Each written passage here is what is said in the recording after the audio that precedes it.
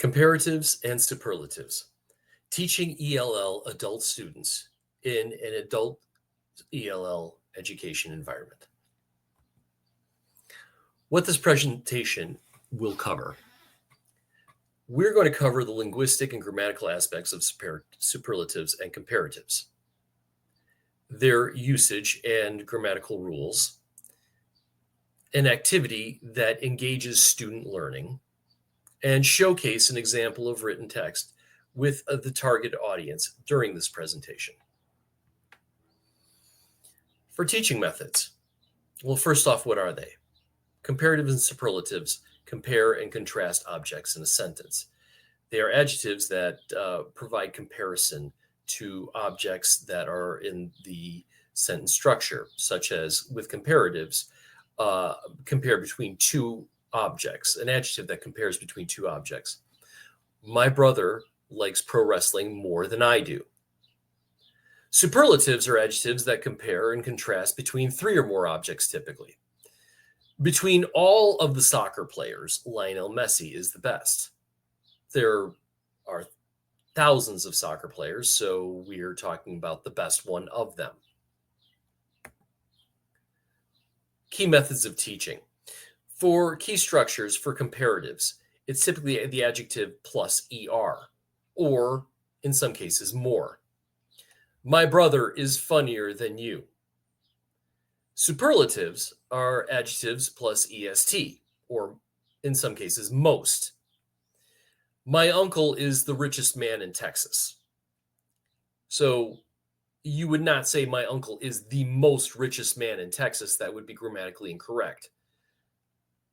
But you would use, and subsequently you would not say my brother is more funnier than you. But there are many areas where students that can find challenges with comparatives and superlatives. Good, better, and best, not more good or most best, are actually common errors that beginning students who are language learning English or learning English as a second language can find frustrating and difficult to comprehend. Can adding more to comparative adjectives that should take an er. So these are common errors that many students may find themselves making. Methods of student engagement. For teaching comparatives and superlatives, real-life scenarios can be very handy. Pair students up to create scenarios where they compare and contrast something in their own lives, like using comparatives. Talk about your favorite food, your favorite athlete, and then using superlatives to describe perhaps the best present that you've ever received in a holiday or your birthday.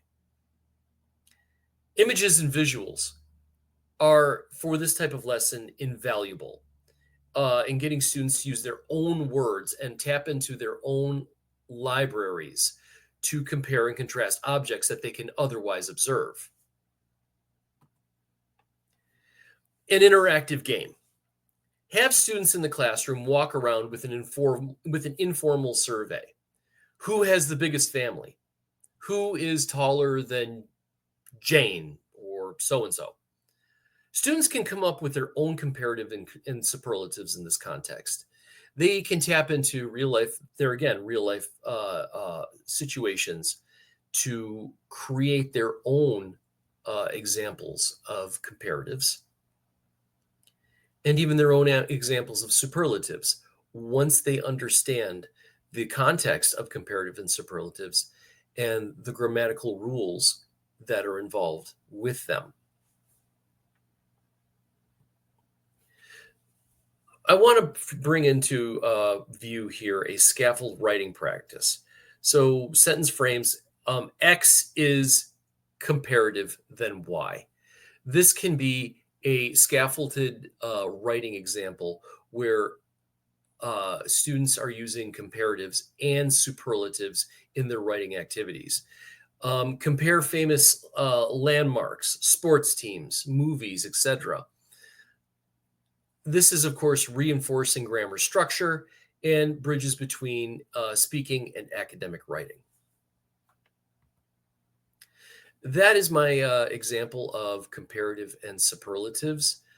If there are any other things that I've missed here, I would think that um, other rules such as uh, more, most, and more, most, and other quantifying superlatives might be something that I would actually focus on more. Actually, I would focus on as well.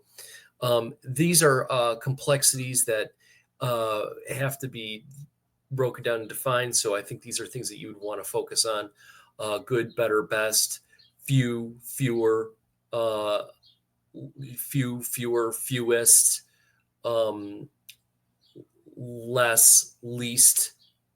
Um, so, anyways, there are many examples in comparative and superlatives that I think warrant special attention because they can be um, more difficult to understand. They can seem more complicated, and I think that these are areas that I would also focus on in teaching and make special, like entire like special units on in the teaching of comparatives and superlatives.